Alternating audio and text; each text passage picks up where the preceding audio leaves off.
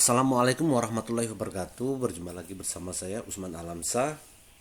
Nah, di sini saya berusaha memaparkan kembali dalam program pemerintah yang sekarang yang dicanangkan, yaitu program Sekolah Penggerak yang merupakan penyempurnaan program transformasi sekolah sebelumnya.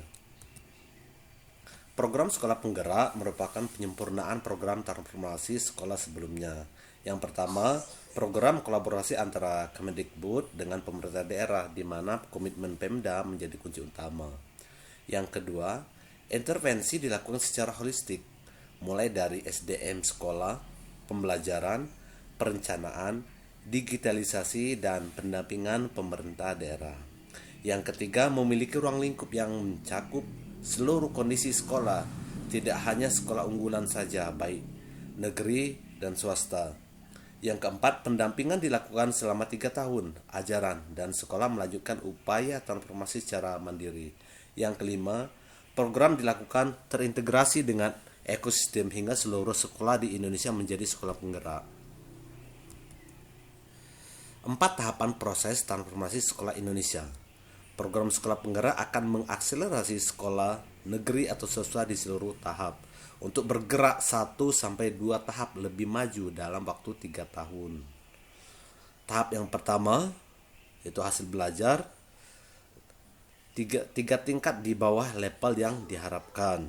Tahap kedua 1-2 tingkat di bawah level yang diharapkan.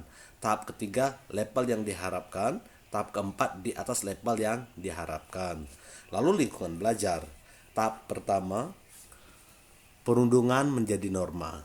Tahap kedua, perundungan masih terjadi namun tidak menjadi norma. Tahap ketiga, perundungan tidak terjadi. Tahap keempat, aman, nyaman, inklusif, dan menyenangkan. Lalu pembelajaran. Tahap pertama, secara rutin mengalami gangguan. Tahap kedua, belum memperhatikan kebutuhan dan tingkat kemampuan murid. Tahap ketiga, sesuai dengan kebutuhan dan tingkat kemampuan siswa. Tahap keempat, berpusat pada murid. Lalu refleksi dan pengimbasan. Langsung mencakup ke tahap ketiga, perencanaan program dan anggaran berbasis refleksi diri.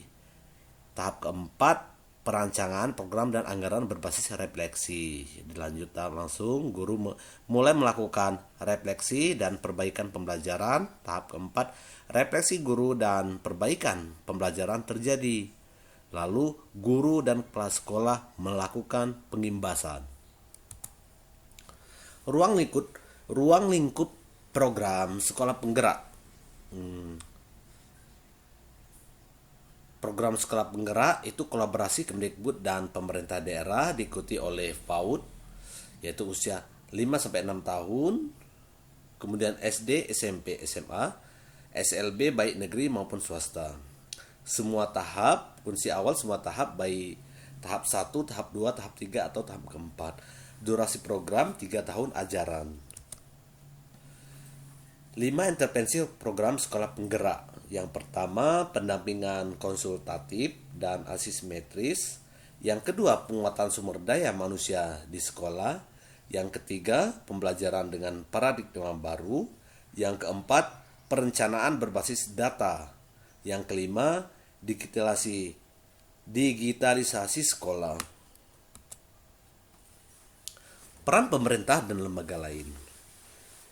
Itu dimulai dari pemerintah daerah, platform teknologi sebagai pendukung, komite orang tua, pemangku kepentingan, mitra, yaitu perguruan tinggi, lembaga sosial, kepala desa, tokoh masyarakat, dan sebagainya.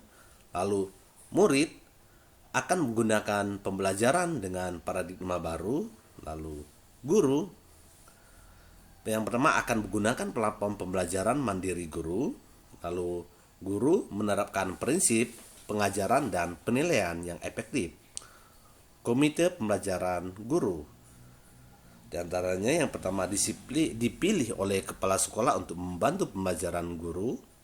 Yang kedua menjadi fasilitator pembelajaran guru. Lalu kepala sekolah berkolaborasi dalam community of frontage dengan kepala sekolah penggerak lain. Kepala sekolah mendapatkan pelatihan manajemen dan kepemimpinan pembelajaran. pelatih ahli, pengawas, dan penilai.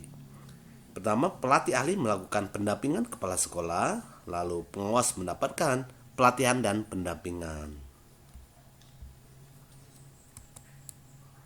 Target jangka panjang. Tahun ajaran 2021-2022, 34 provinsi, 111 kabupaten atau kota, 2.500 SP atau satuan pendidikan. Tahun ajaran 2022 sampai 2023, 34 provinsi, di antara 250 kabupaten atau kota, 10.000 satuan pendidikan. Tahun ajaran 2023-2024, 34 provinsi, 514 kabupaten atau kota, 20.000 satuan pendidikan. Tahun ajaran 2024-2025, 34 provinsi, 514 kabupaten atau kota, 40.000 satuan pendidikan. Tahun ajaran 2020 dan seterusnya, dia akan terus berkelanjutan. 34 provinsi, 514 kabupaten atau kota, penambahan jumlah satuan pendidikan atau SP. Lalu tahun ajaran dan terus sampai 34 provinsi, 514 kabupaten atau kota, 110% sekolah semua memenuhi menjadi sekolah penggerak. Manfaat untuk pemerintah daerah: meningkatkan kompetensi sumber daya manusia di sekolah, membuat pembelajaran lebih menarik dan menyenangkan, peluang mendapatkan penghargaan sebagai daerah penggerak pendidikan, menjadi daerah rujukan praktek baik dalam pengembangan sekolah penggerak, mempercepat peningkatan mutu pendidikan di daerah, efek pengadaan dari sekolah penggerak ke sekolah lainnya. Manfaat untuk sekolah: pertama, meningkatkan hasil mutu pendidikan dalam kurun waktu 3 tahun ajaran. Yang kedua, percepatan digitalisasi sekolah, percepatan pencapaian profil belajar Pancasila, meningkatnya kompetensi kepala sekolah dan guru. Lanjut, kesempatan untuk menjadi katalis perubahan bagi sekolah lain, mendapat pendampingan intensif untuk transformasi sekolah, memperoleh tambahan anggaran untuk pembelian bahan ajar bagi pembelajaran dengan paradigma baru. Lini masa kegiatan kepala sekolah yang pertama awal tahun ini tadi pada tanggal 25 Januari sampai 6 Maret 2021. Informasi rekening kepala sekolah dan pelatih ahli program sekolah penggerak. 1 Februari sampai 6 Maret 2021, seleksi tahap 1, pendaftaran, pengisian biodata, pengisian esai, unggah dokumen. Lalu pada 8 Maret 2021, uji coba tes bakat skolastik atau TBS. Tanggal 10 dan 12 Maret 2021, seleksi tahap 1, tes bakat skolastik atau TBS. 1 Maret sampai 14 Maret 2021, verifikasi dan validasi data serta penilaian seleksi tahap 1.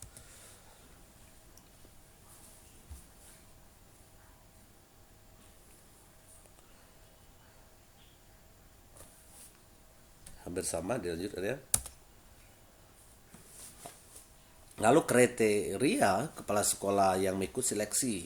Kriteria umum yang pertama, memiliki sisa masa tugas sebagai kepala sekolah sekurang-kurangnya 1 kali masa tugas. Yang kedua, terdaftar dalam data pokok pendidikan atau Dapodik. Yang ketiga, membuat surat pernyataan yang menerangkan bahwa kepala sekolah yang bersangkutan benar bertugas pada sekolah dengan jangka waktu sisa masa tugas sebagai kepala sekolah dari yayasan atau badan perkumpulan bagi masyarakat bagi sekolah yang diselenggarakan oleh masyarakat. Yang keempat, melampirkan surat keterangan sehat jasmani, rohani dan bebas narkotika, psikoterapika dan zat adiktif jika dinyatakan lulus pada pengumuman seleksi tahap kedua.